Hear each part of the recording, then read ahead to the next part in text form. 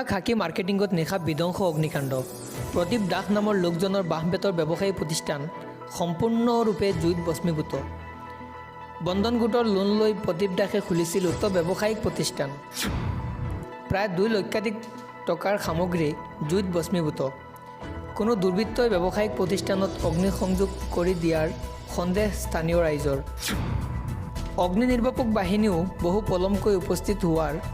অভিযোগ স্থানীয় ৰাইজৰ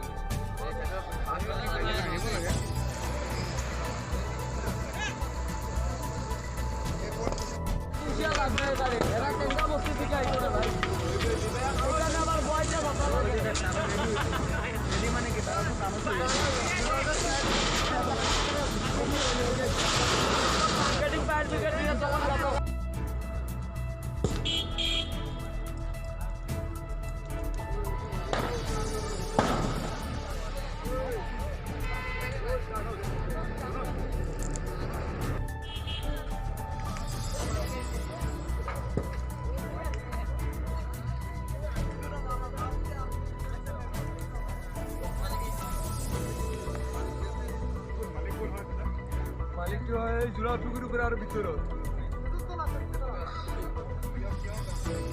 কি হৈছিলে তো এইটো বৰ জ্বলিলে কেইটামান বজাত জ্বলিছে ৰাতি মই খবৰ পাইছোঁ 3টামান ৰাতি 2-3টামান বজাত কিহৰ পৰা লাগিলে জুইটো জুই সূত্ৰপাত কিহৰ পৰা হ'ল এইটোতো ক'ব নোৱাৰোঁ কেনেকৈ লাগিছিল কাৰেণ্টটো কাটা আছিলে আজি 1 মাহ আগত কাটা আছিল কিমানমান টকা ক্ষয়ক্ষতি হৈছে হৈছে 1.5 লাখ টকা আপোনাৰ নিজৰ দোকান আছে আমাৰ নিজৰ কিহৰ দোকান আছিলে ভাড়া দোকান সম্পূৰ্ণৰূপে জ্বলি গ'ল সম্পূৰ্ণভাৱে জ্বলি গৈছে ফায়াৰ ব্ৰিগেড সময়মতে আহি পাইছিল নে পাইছিলে একদম আপুনি আহি দেখা নাই জ্বলি যোৱাৰ পিছত আহিছিল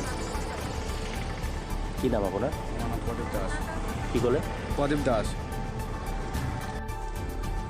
কি নাম আপোনাৰ গংগেশ দাস আপুনি প্ৰদীপ দাসৰ পিতৃ আপোনালোকৰ দোকান আছিল এখন দোকান আমাৰ লগত আছে কি হৈছিলে ঘটনা ঘটনাটো কি হৈছিলে ক'ব নোৱাৰোঁ ৰাতি কালিতো আমাৰ ল'ৰাটো 8-9টামান বজাত আছিলে কাৰিকৰ লৈ কিনে বেলেগ বেৰা আছিলে মানুহে দিবৰ কাৰণে বনাইয়া ৰাখিছে কিজানি 2 লাখ 1.5 লাখ টকাৰ মতন হ'ব কোনো মানুহ ৰাতি কাৰেণ্টটো কাটা এইটো আমাৰ ঘৰততো কাৰেণ্টেই নাই কোনোবা মানুহ দুশ্মনী কৰি আগুন লগালে না কি কৰি জ্বলিলে ক'ব নোৱাৰোঁ আৰু এতিয়া মই দুখীয়া মানুহ গোটৰ পৰাও টকা লৈ এইটো চলাইছোঁ দোকানটো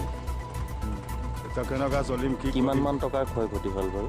কিমান কমচে কম 1.5-2 লাখ টকাটো হ'বই কিহৰ দোকান আছিলে এখন এইটো বাঁহৰ দোকান বাঁহ বেতৰ বাঁহ বেত বনাই পেলাই বিক্ৰী কৰিছিল আপোনালোকে বেৰাও বনাই বিক্ৰী কৰে বেটি উঠাই বিক্ৰী কৰে গোটাই বাছ কিনি ৰাখে টিনৰ চালিও আছিলে বেতৰৰ চালি আছিলে এতিয়া ফায়াৰ ব্ৰিগেড সময়মতে আহি পাইছিল নে